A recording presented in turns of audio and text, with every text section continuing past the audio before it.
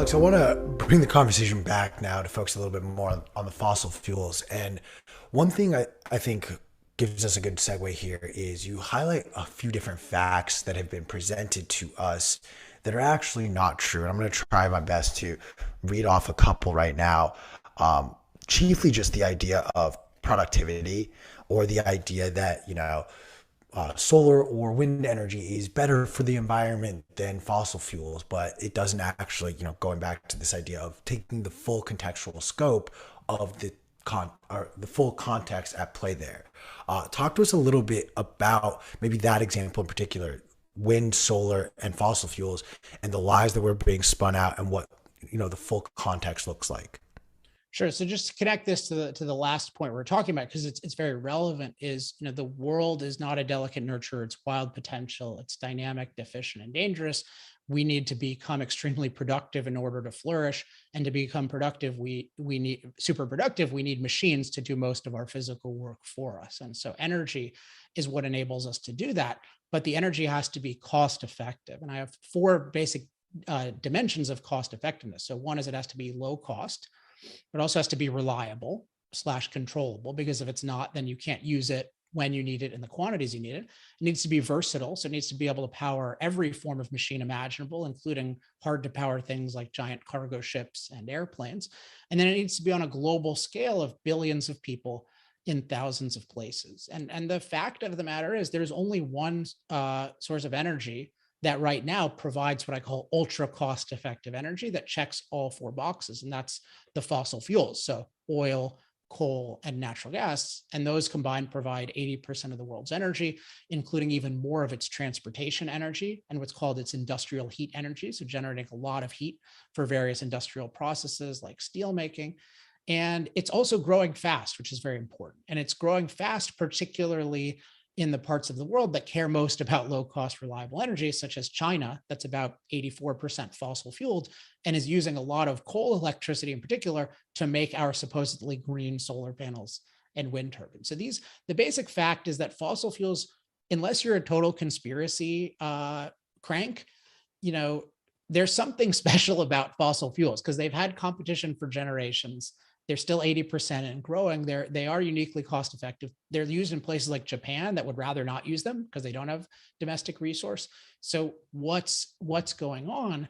And you have to recognize there's clearly something there. And the two basic factors are there's something very special about the materials involved, and there's something very special about the amount of economic ingenuity that is involved. And so the basic things are the materials are they're naturally stored, concentrated, and abundant. Stored is important because it allows you, it's like a battery. It's like a natural battery. You can just access it on demand, which is really, really nice because making your own batteries turns out to be really, really expensive for most purposes, certainly for storing a lot of energy. And then concentrated is great, particularly for transportation, because the smaller and lighter energy is in usable form, then the more mobility you can have. Like an airplane requires very, very dense energy. If it had a battery, it would never take off. So and then abundant, obviously you need that if it's going to be on a global scale. So, and then the other thing is it's not just the materials exist, because those materials have been around forever for all intents and purposes, but there have been generations of economic ingenuity and achievement that have been harnessed to turn these once useless raw materials into energy for billions of people and their machines. It's just this massive achievement. It's just like, think about silicon and microchips. Like, yes, silicon has great properties to be a semiconductor, but there's still generations of innovation and achievement to have a global microprocessor and microchip industry. And to replace that, even with a comparable material, would be really, really hard. It would just take a long time.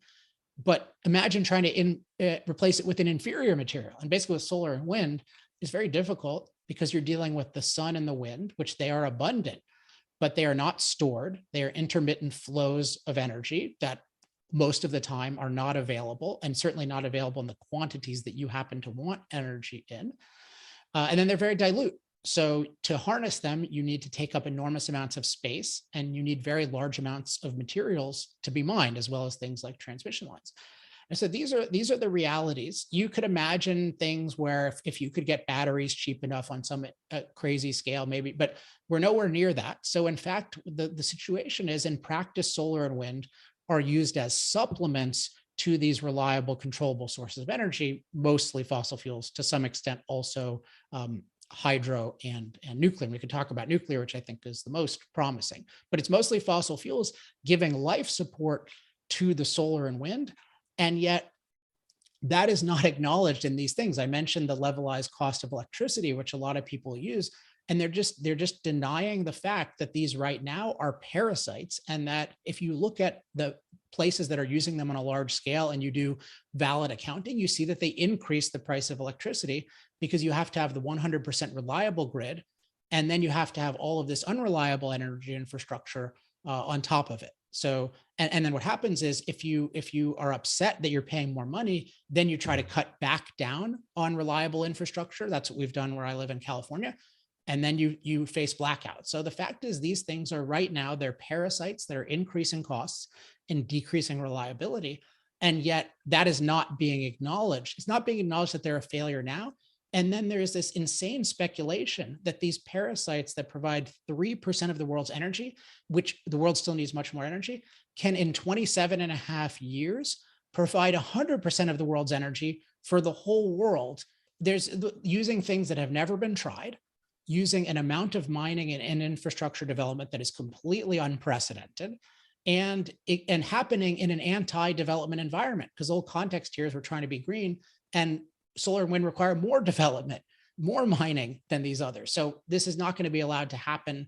And we're seeing that. It's very hard to even do this stuff in the first place. So I consider this whole movement just to be in massive denial of reality and to be engaging in just massively dishonest projections about the future. And my ultimate explanation of the leaders is they don't really care about energy and ultimately advancing human flourishing on Earth. They're just looking for an excuse to oppose fossil fuels.